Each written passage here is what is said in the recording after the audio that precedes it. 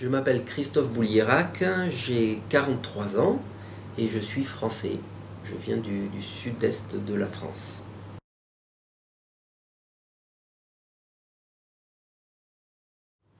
Je suis le porte-parole de l'UNICEF à Genève.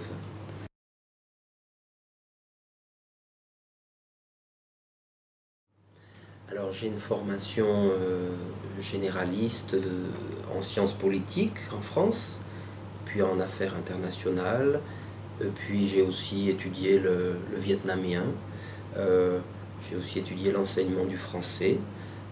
Voilà, c'est une formation, on va dire l'Institut d'études politiques, et puis ensuite un master aux États-Unis en relations internationales.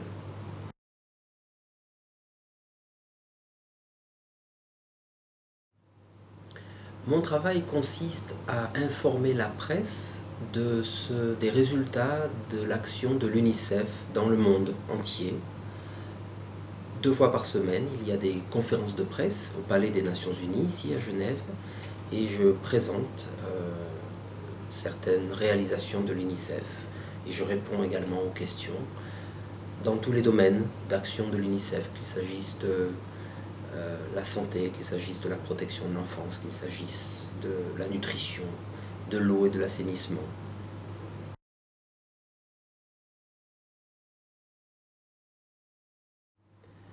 Alors c'est vraiment le goût du voyage d'abord. J'ai commencé à voyager, pas pour des raisons professionnelles, pour connaître l'envie de connaître des cultures différentes et de vivre dans ces cultures-là.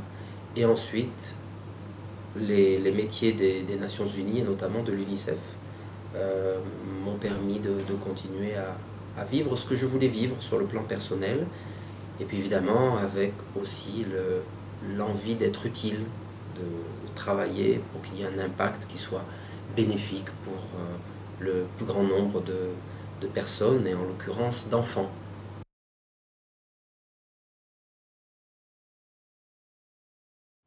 Alors moi je travaille donc dans la communication. Les compétences requises, c'est de parler peu, mais de façon claire et de façon informative. C'est aussi de savoir gérer le stress, parce qu'il y a des moments de stress, comme dans tout travail, mais en communication aussi. Il faut aussi veiller à, pour être clair, il faut aussi veiller à vérifier les informations. Donc il ne faut pas aller trop vite, mais il faut quand même être très rapide. Il faut avoir envie de parler de la communication, du travail que fait l'organisation. Il faut avoir cette envie-là, tout simplement. Cette envie-là, elle reste tout le temps. Mais il faut aussi savoir être vigilant, évidemment, sur ce qu'on dit, et de bien préparer aussi, anticiper les questions de la presse.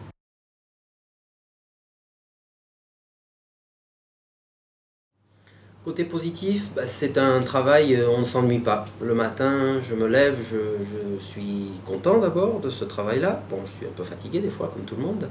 Et je sais que la journée va être pleine de surprises, de rebondissements, parfois faciles, parfois agréables, parfois un peu difficiles. Mais c'est toujours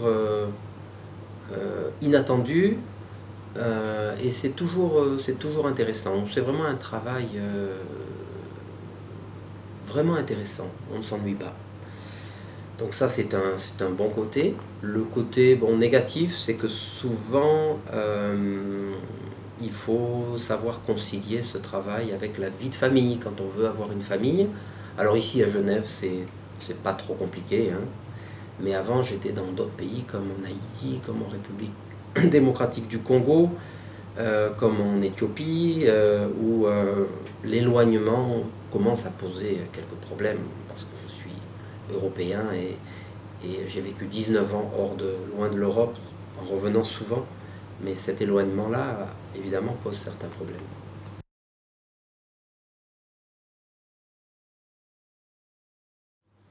Et quand j'étais plus jeune, c'était il y a déjà 10 ans, je travaillais en République démocratique du Congo et puis j'ai travaillé dans une région où il y a eu une urgence très intense, où il y a eu en fait des combats dans le district de Litouri, et il y a eu beaucoup de- il y a eu de vrais massacres, il y a eu vraiment eu des civils affectés par ces combats. Et donc ce sont des moments à la fois très négatifs, mais aussi où bon, on a une certaine raison d'être lorsqu'on travaille pour les organisations humanitaires. Et ça reste des moments très forts, évidemment, de voir comment on réagit, comment les autres réagissent, comment on arrive à être utile. Euh, c'est une situation tellement exceptionnelle qu'on sort de la normalité, et c'est très intéressant. On apprend beaucoup de choses, évidemment, dans ces moments-là, à la fois sur le travail, mais aussi sur les relations humaines.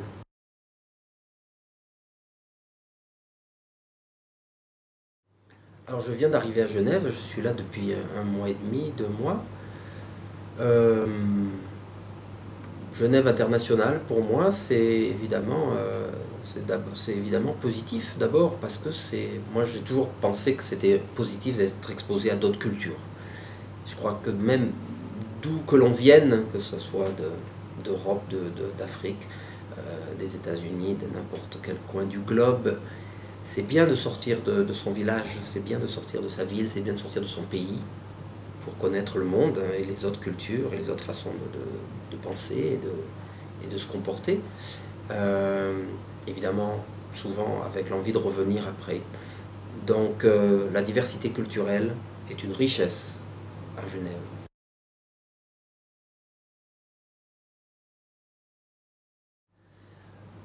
Alors je voudrais leur dire, premièrement évidemment, c'est bien d'étudier, il faut étudier, ça aide pour faire son trou, pour commencer sa carrière, son chemin. Mais je voudrais leur dire aussi de garder bien en tête le plaisir.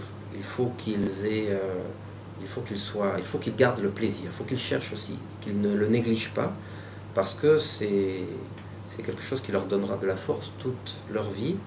S'ils sont intéressés, si vous êtes intéressé par les carrières internationales, alors c'est très bien.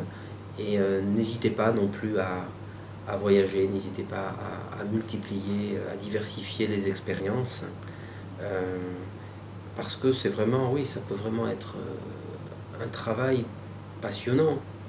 Euh, et puis, donc le plaisir, les études, et voilà, parfois on a peur aussi, le changement fait peur.